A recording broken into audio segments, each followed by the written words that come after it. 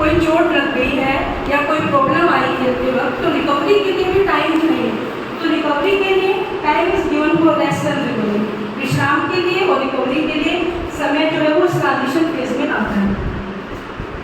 उसके बाद अब मैक्रो के बाद आती है आपकी मेसोसाइकिल। इसमें हम क्या करते हैं, मेसोसाइकिल ट्रेनिंग जो हमारा मैक्रो था वो मेन था, बड़ा चरण था, उसके अंतर्गत हम छोटे छोटे 2 से 3 वीक के ट्रेनिंग ब्लॉक्स बना देते हैं मैक्रोसाइकिल के अंतर्गत। तो वो जो ब्लॉक्स है उसमें हम क्या करते हैं, हमारा एक निश्चित गोल होता है, एक विशिष्ट एक स्पेसिफिक गोल होता है, उसको लेकर के हम ट्रेनिंग देते हैं। तो मेसोसाइकिल यानी कि इसके अंदर होती है आपकी, ये पूरा आपका मैक्रोसाइकिल था, इसके अंदर ही ये मेसोसाइकिल होती है, इसी का एक पार्ट है। और इसके अंदर फिर आती है आपकी माइक्रोसाइकिल। तो माइक्रोसाइकिल जो है वो क्या होगी,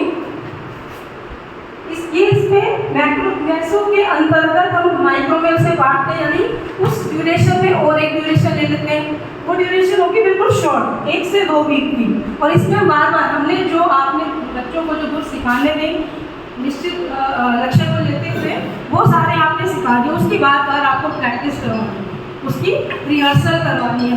तो वो है डेली वर्कआउट और प्रैक्टिस जो आप रिपीटेड जो होगा वो इसके अंतर्गत आएगा। तो मेन क्या हो गया आपका मैक्रोसाइकिल, फिर उसके अंतर्गत है मेसोसाइकिल। उसमें 2-3 वीक्स का हम ब्लॉक बनाते हैं और फिर उसके अंतर्गत एक और साइकिल है, वो है आपकी माइक्रोसाइकिल। इसमें 1 से 2 वीक का शॉर्ट ट्रेनिंग ब्लॉक हम लेते हैं। और इस तरह से योजनाबद्ध तरीके से यानी पीरियड्स में बांटकर, पीरियडाइजेशन पीरियड्स में, आपने एक चीज़ को पीरियड्स में बांटा।